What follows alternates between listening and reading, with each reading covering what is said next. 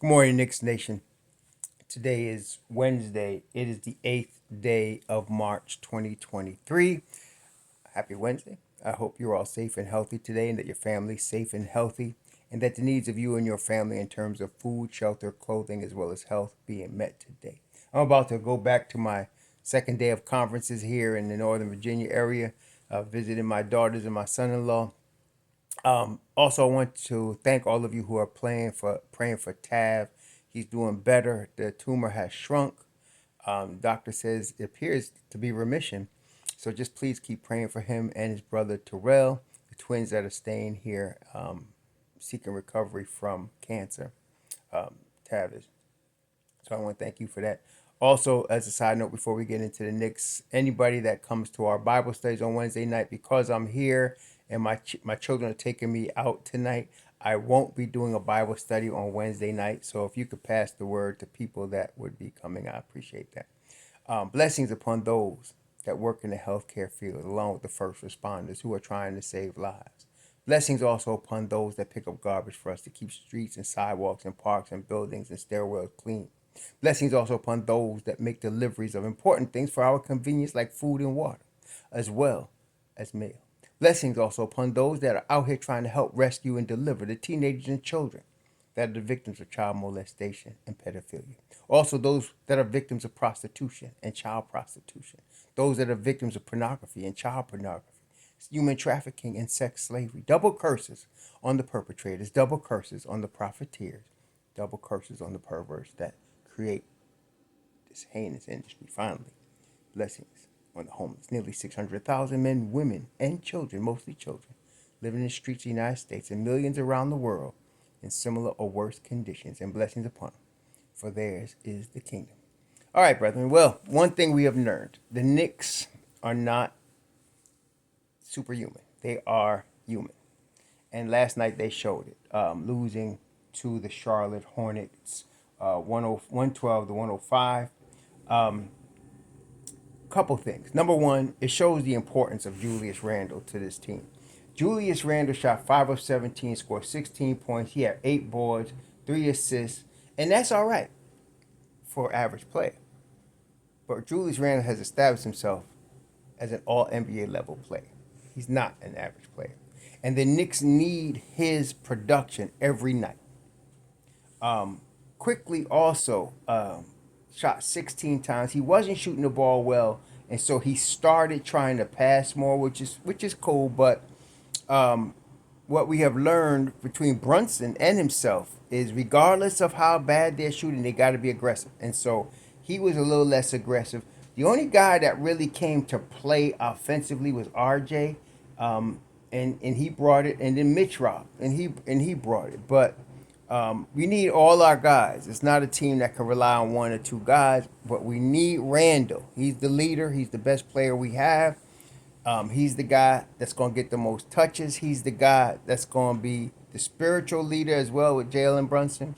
And no Brunson last night, but we need him to be at that 2010 level every night. Okay, and it's not his fault. I'm not blaming him, but it was a letdown for the team. The team really did treat this. I was speaking yesterday about a glorified practice, and they treated it like that. They had a 16, 15, 16, what was it, 16-point lead going into the half. And then they came out, and when I saw them just trading baskets with the Hornets, that was a bad sign. Because while the Hornets weren't gaining ground, the Knicks weren't just, locking them down.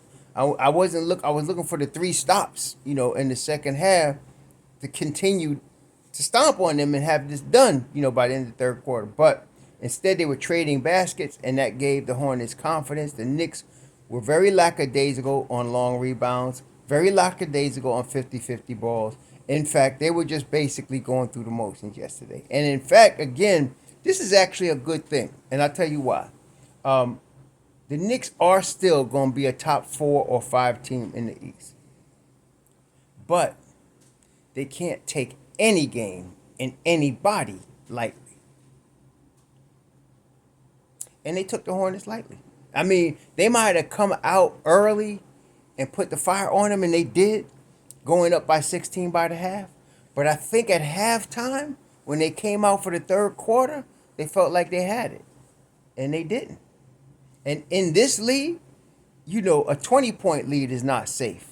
You could lose that, and we've seen it on both sides of it. The Knicks have lost 20-point lead and overcome 20-point leads. So you can't just take it easy, at any time in the league. And so they did, and the Hornets took advantage of it. Kudos to them. I mean, Dennis Smith Jr., Kelly Oubre, well, especially Kelly Oubre and Scary Terry, they came out strong. Gordon Hayward, Gordon Hayward plays basically half the seasons usually, unfortunately since he hurt himself a few years ago in Boston. Plays basically half the season, but when he does play, he's really good. He's a slasher type dude, gets into the paint a lot and gets those mid range. And he was doing his thing, and so those three, were doing their thing. But the Knicks are a much better team than Charlotte. They just didn't show it in last night's game, and this is what I'm saying when I'm talking about the league. And any given night, any team could beat any team. It's different in the playoffs because you got 7 games to overcome obstacles, to make adjustments, to see the same team, so that the better team wins, usually in a 7-game series. But on any given night in the NBA, any team could beat any team. And so the Charlotte Hornets ended the Knicks' 9-game winning streak last night, 112-105 at the Garden. Time to start. And like I said, it's a good thing because now they got to play Sacramento. And I know they're not going to take Sacramento lightly. So they're going from the Garden tonight. Today is Wednesday. They're probably flying out to Sacramento tonight or tomorrow to get there. They're going to be on a West Coast swing for a second. I think they play Sacramento. They play the Lakers. They play the Clippers. I'm pretty sure that's the schedule. They play Sacramento on TNT on Thursday night, and they play. It's a West Coast swing, a 4-game swing in the West Coast. They play the Lakers and the Clippers. The Clippers first, and then the Lakers, and then they play Portland next Tuesday. So it's a 4-game West Coast swing. This doesn't get any easier. They come back from that, and they got to play Denver, who is one of the top teams in the West. And then, so this doesn't get any easier for the Knicks, but I'm glad this happened when it did. We'd like for them to pick up a win, low-hanging fruit as it were, but they didn't. So now they got to go get ready and come to play against Sacramento, and I believe they will. Julius, even after the game, was very lackadaisical, and he knew, you could see on his face, he knew they just didn't give the 100% effort they should have in the second half.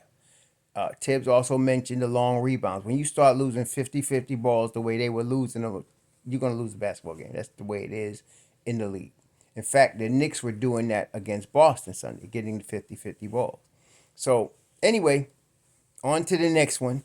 The Knicks are now 39-28, 11 games over 500. They're still, solidly fifth in the East in the standings. They still have a full game on Brooklyn, and they're now 2 full games behind Cleveland. So they're solidly fifth in the East right now. Keep grinding. Gotta keep grinding. This is the home stretch. Hopefully, lesson learned. And then we'll hopefully get Brunson back, which I think was the strategy. To let Brunson rest tonight, let Quick run it, and we wouldn't lose much. But we're gonna get Brunson back on Thursday, and this is going to also bolster the bench mob deep because now you're going to have Quick back on the bench. You're going to bolster that with Hart, Obi and that whole crew, Hartenstein. So they're going to be all right. Yeah, I'm not worried about it. It was disappointing. Put it that way. We want to see the Knicks win every game. They just lost this one. Anyway, y'all have a good Wednesday. Be safe out there. We'll talk soon. Shalom.